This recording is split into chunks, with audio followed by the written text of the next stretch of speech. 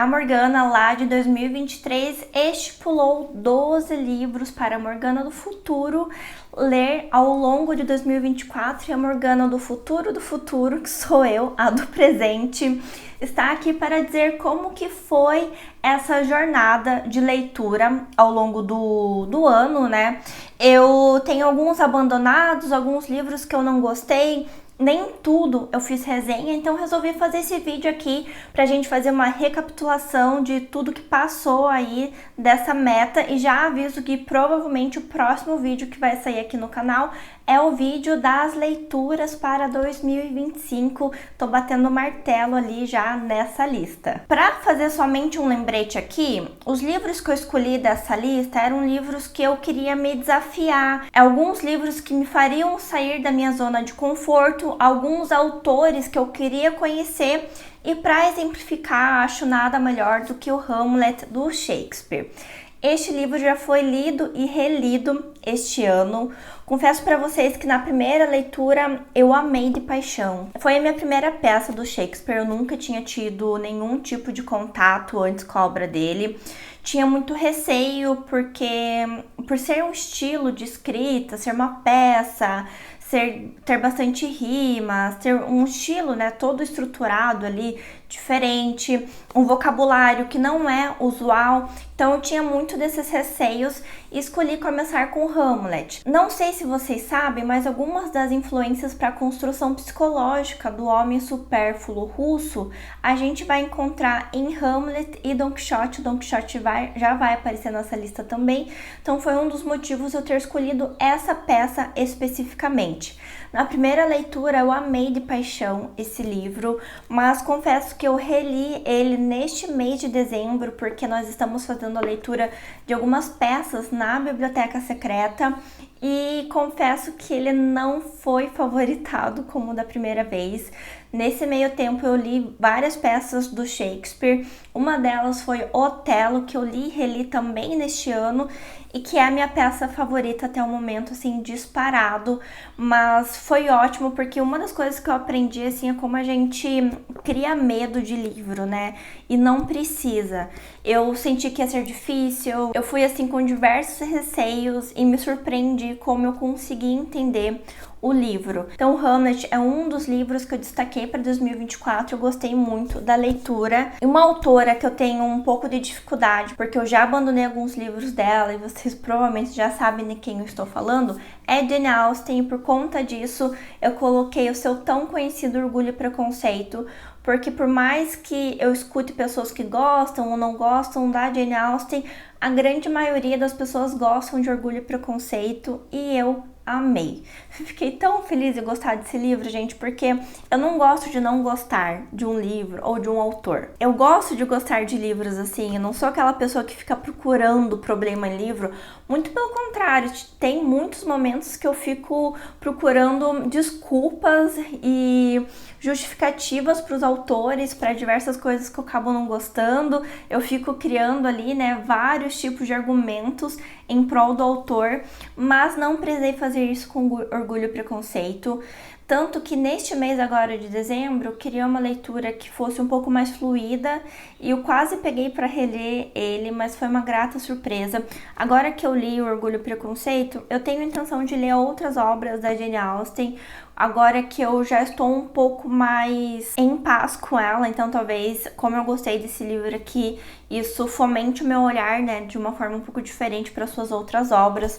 Então, Orgulho e Preconceito foi lido, e o Don Quixote eu ainda não terminei, tá, gente? Eu não abandonei esse livro, eu só tô no mês um pouco difícil aí, ele acabou ficando pro final do ano, mas a experiência de ter lido as primeiras páginas do Don Quixote foi, assim, sensacional. Eu sei que tem muitas pessoas que não gostam de ler texto de apoio antes do livro, né? Nas edições da Penguin, eu sempre leio os textos iniciais, eu sempre leio na ordem que foi montado o livro, né? E eu acho que os textos iniciais, eles me sensibilizaram tanto pro poder da obra, pro impacto, que o primeiro capítulo me fez chorar, assim, e foi uma experiência muito transformadora, porque normalmente a gente começa a perceber que um livro vai mudar a nossa vida quando ele está acontecendo ou quando ele já aconteceu. Foi pelo menos a experiência que eu tive com o Deserto dos Tártaros, quando eu fechei aquele livro assim e eu vi, putz, alguma coisa mudou dentro de mim com esse livro. E eu tive essa sensação com o Don Quixote na primeira página, então é muito louco você perceber assim que tá. Esse é o livro, esse que vai ser o livro da minha vida. E você perceber isso logo de começo faz com que você tenha uma experiência totalmente diferente com a obra. Eu sinceramente me conectei muito com esse livro. Eu, na verdade, tenho até um pouco de dificuldade em ler muito dele ao mesmo tempo, porque ele mexe muito comigo emocionalmente. Talvez eu não tenha nem como estruturar isso ainda em palavras, de uma forma com que vocês entendam o que eu senti. Espero que isso venha com o tempo, mas Don Quixote está sendo lido. Eu queria muito ler Thomas Hardy nesse ano. Eu escolhi o Judas Obscuro depois que eu vi uma resenha com spoilers da Tati Feltrin.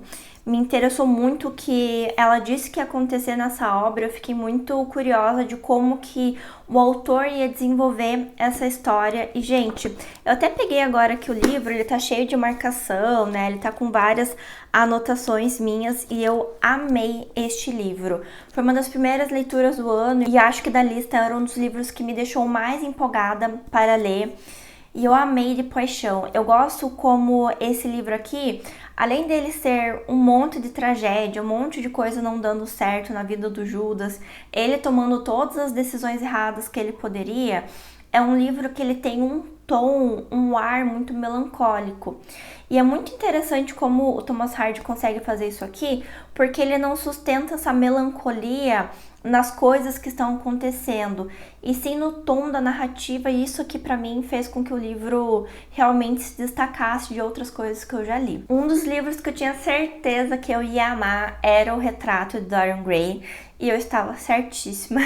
É um livro também que está super anotado. Eu achei esse um livro muito projetivo, assim, sabe? E quando eu digo projetivo, eu já disse em outros vídeos aqui do canal também que projetivo pra mim é aquele livro que traz à tona aquilo que tem dentro de você, e pra mim é O Retrato de Dorian Gray. Pra mim ele trouxe, né, na verdade, muito à tona o conceito de beleza, de belo, de moral, de amizade, de ética, de amor, de paixão. Então eu considero que é um livro que ele vai resbalar em tantas coisas que vale a leitura, vale a releitura. Eu trouxe essa edição aqui porque eu li por ela, né? Mas eu ganhei de presente da Nicole a edição da Antofágica, que é a edição censurada. Eu vou provavelmente fazer releitura por ela daí, mas aqui a gente tem, então, essa edição aqui, ela é a sem censura. E eu adorei. Tem uma ressalva aqui para essa minha edição da Biblioteca Azul, que ela é uma edição bem anotada, né? Então, vocês conseguem ver que ela tem dois lados, né, da página, basicamente. Ela tem um lado que é o livro.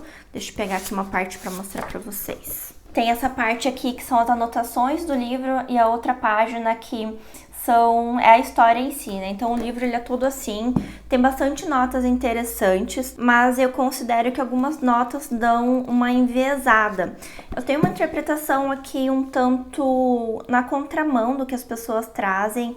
Eu não vejo pacto fáustico, eu vejo um transtorno realmente aqui mental do nosso personagem, mas a gente tem uma resenha aqui para esse livro, eu vou deixar na descrição para vocês. O livro que me deixou obcecada, eu li ele em 48 horas, foi O Morro dos Ventos Uivantes, da Emily Bronte. E, gente, esse livro aqui foi uma compulsão mesmo, eu não conseguia parar de ler.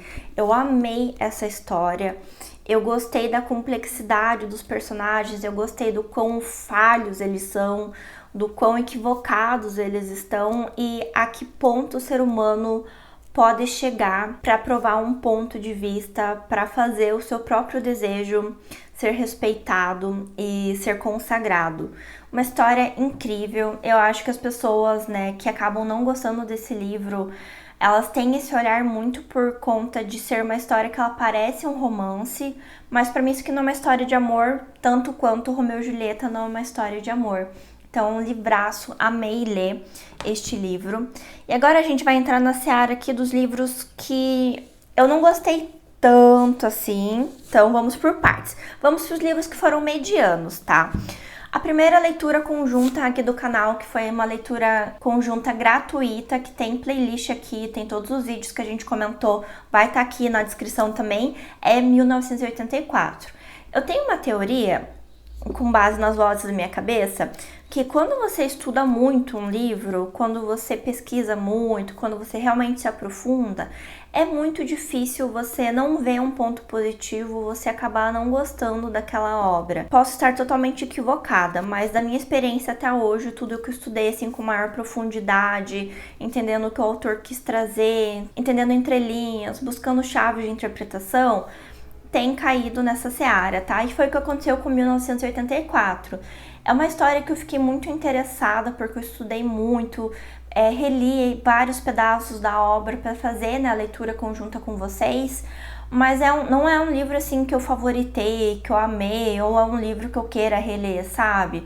Eu achei just ok, não passou disso. Outro livro que entrou nesta seara também, mas eu acho que muito por conta de eu não ter achado, talvez, o fit ainda com esse autor, é As Histórias Extraordinárias, do Edgar Allan Poe.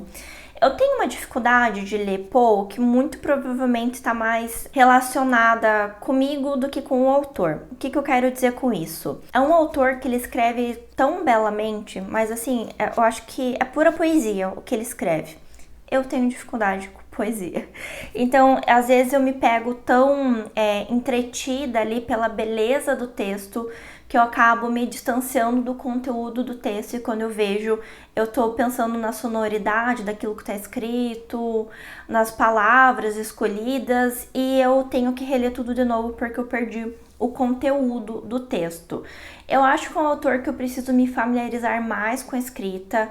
Não é que eu desgoste dele, mas ele me demanda um pouco mais de esforço, então ele não é tão pontuado quanto os outros que eu amei dessa lista até então. E o livro que vocês quase me mataram porque eu não amei ele, mas a gente combinou que a gente continua sendo amigo mesmo assim, é O Grande Gatsby. E, gente, esse livro aqui, toda vez que eu escuto alguém falando dele, eu acho que ele tem tudo pra eu gostar. Tudo pra eu gostar dele. E eu acho que, olhando em retrospectiva, né, o que talvez tenha contribuído mais para que eu não tenha gostado tanto é o ponto de vista, porque a gente não tem aqui o contato com a obra, né?